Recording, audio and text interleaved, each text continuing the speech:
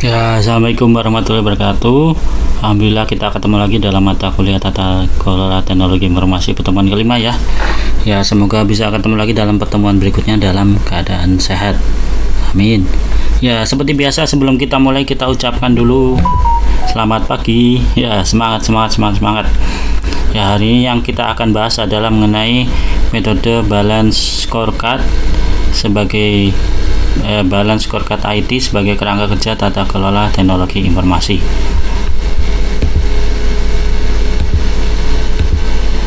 Ya, jadi keberhasilan satu organisasi tercermin dari kinerja dari organisasi tersebut yang bergantung pada strateginya. Dalam era persaingan yang ketat ini, yang dibutuhkan oleh sebuah organisasi tidak hanya memiliki strategi yang tepat, tapi juga mengelola. Dampak dari strategi yang tepat secara otomatis akan tercermin dalam hasil yang diperoleh. Nah, ini cuma menjelaskan ya. Jadi ada hubungannya dengan strategi dengan balance scorecard ya. Ya, jadi strategi dan hubungannya dengan organisasi atau perusahaan. Ya, jadi strategi yang bagus, hasilnya juga bagus. Selain itu, organisasi harus memahami bahwa ia perlu memberikan dorongan yang tidak hanya terhadap hasil keuangan, tapi juga terhadap kepuasan pelanggan. Ya, itu pasti ya. Jadi, kalau sebuah perusahaan hanya memikirkan untung sebesar-besarnya, tapi kepuasan pelanggannya mengecewakan, nah itu dianggapnya buruk ya. Ya, mungkin keuntungan yang besar itu hanya didapat dalam jangka waktu yang sebentar ya. Ya, karena pelanggannya kecewa terus langsung tidak ada yang itu ya mengambil lagi. Nah, itu berarti nanti akan membuat perusahaan itu menjadi pendapatannya menurun. Perkembangan teknologi yang canggih dan menciptakan lingkungan pembelajaran dan perkembangan organisasi. Ya, ini ada hubungannya dengan pembelajaran dan perkembangan organisasi juga ya, dengan cara penggunaan teknologi yang canggih. Ya, balance scorecard itu bisa dianggap sebagai bagian akun strategis untuk suatu organisasi ya. Jadi sebagai bagian atau seperti gambaran bagian ya, nanti yang bisa dilihat oleh organisasi itu. Salah satu alat untuk penilaian organisasi yang mendapatkan prioritas luar biasa adalah balance scorecard yang dikembangkan oleh Robert S. Kaplan dan David P. Norton pada tahun 1992. Alat ini membawa hubungan antara strategi dan tindakan. Oleh karena itu, kerangka kerja ini semakin penting di antara berbagai rumah bisnis. Ya, alat inovatif ini unik dalam dua cara dibandingkan dengan alat mengukur kinerja tradisional yang diantaranya adalah nomor 1, mempertimbangkan indeks keuangan serta non-keuangan dalam menentukan tingkat kinerja perusahaan.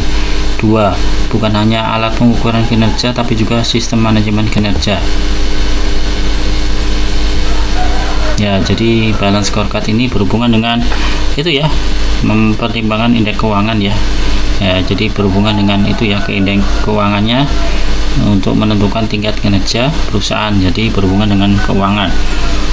Jadi alat scorecard ini tidak hanya pengukuran kinerja tapi juga sistem manajemen kinerja.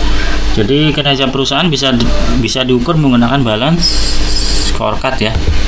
Terus yang berikutnya adalah tujuan dari balance scorecard adalah untuk mengarahkan, membantu mengelola dan mengubah dalam mendukung strategi jangka panjang untuk mengelola kinerja. Ya, tujuannya antara lain bisa mengarahkan perusahaan, membantu pengelola perusahaan dan mengubah dalam mendukung strategi jangka panjang untuk mengelola kinerja. Balance scorecard bertindak sebagai katalis untuk membawa elemen perubahan dalam organisasi. Ya, IT balance scorecard.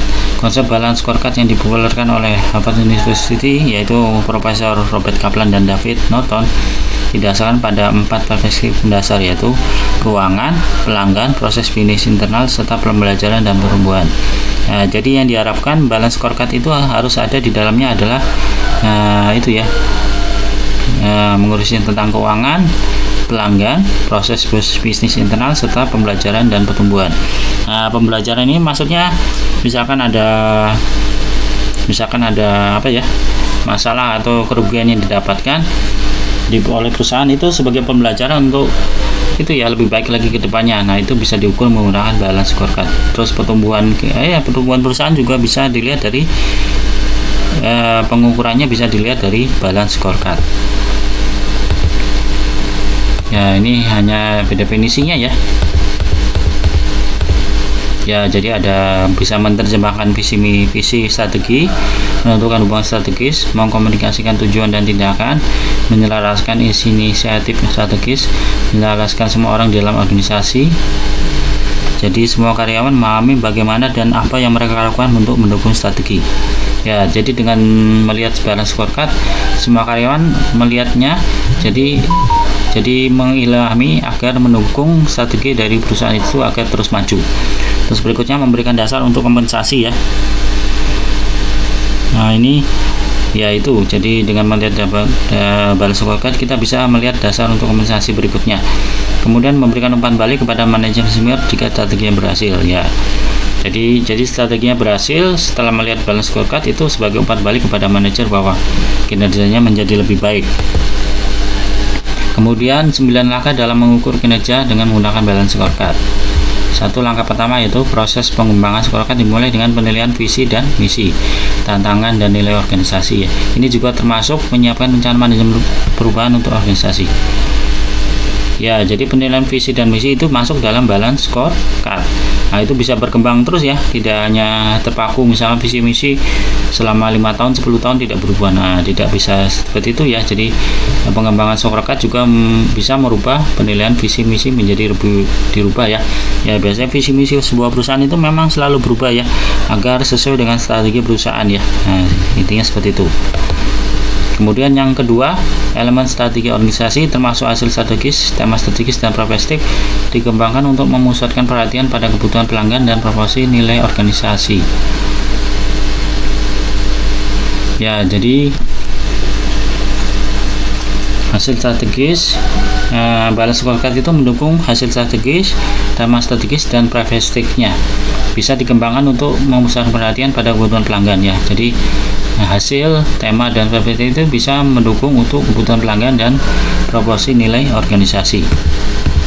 Terus yang ketiga, elemen strategis yang dikembangkan dalam langkah 1 dan 2 diuraikan menjadi tujuan strategis ya. Jadi langkah 1, 2 yang di atas tadi menjadi tujuan strategis ya.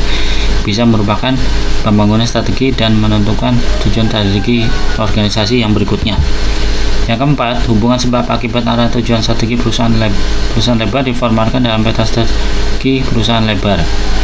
Ya, intinya sebab akibatnya terjadi akibat penerapan balance scorecard nanti bisa untuk strategi perusahaan yang berikutnya ya, maksudnya lebar itu melebar.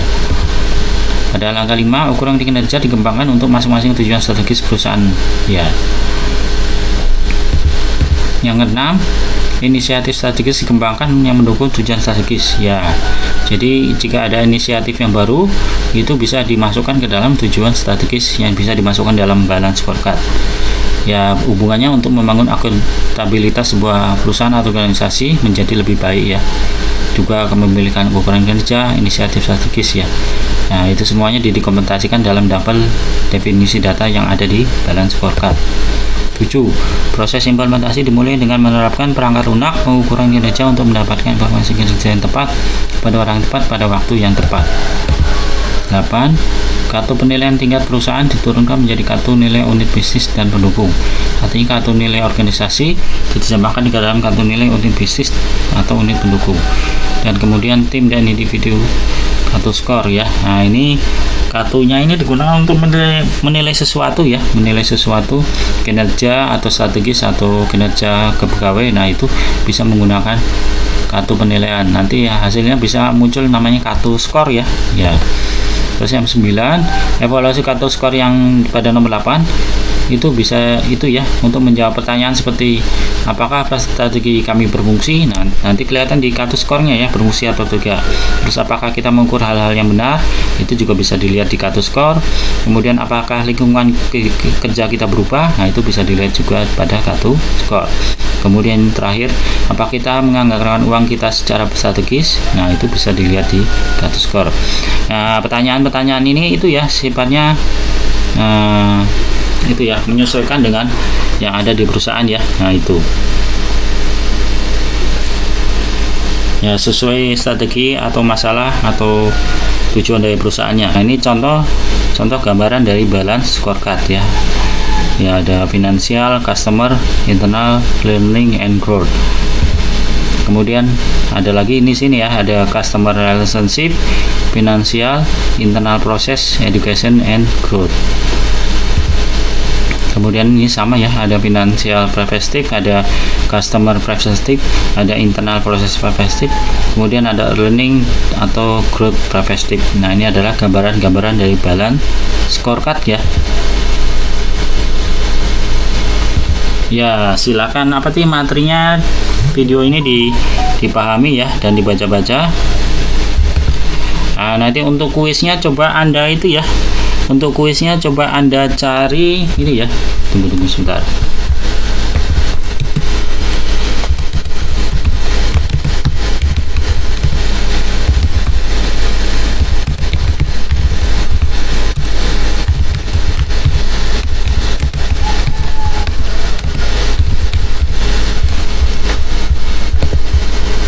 Nah, untuk kuisnya itu ya, Anda cari video cara membuat balance scorecard ya.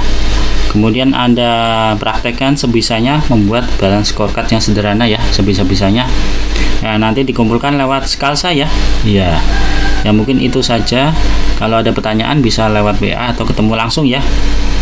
Jika ada ya, mungkin presentasinya saya akhiri. Ya, semoga bisa ketemu lagi dalam pertemuan berikutnya dalam keadaan sehat ya. Amin. Ya, terima kasih atas perhatiannya. Wassalamualaikum warahmatullahi wabarakatuh.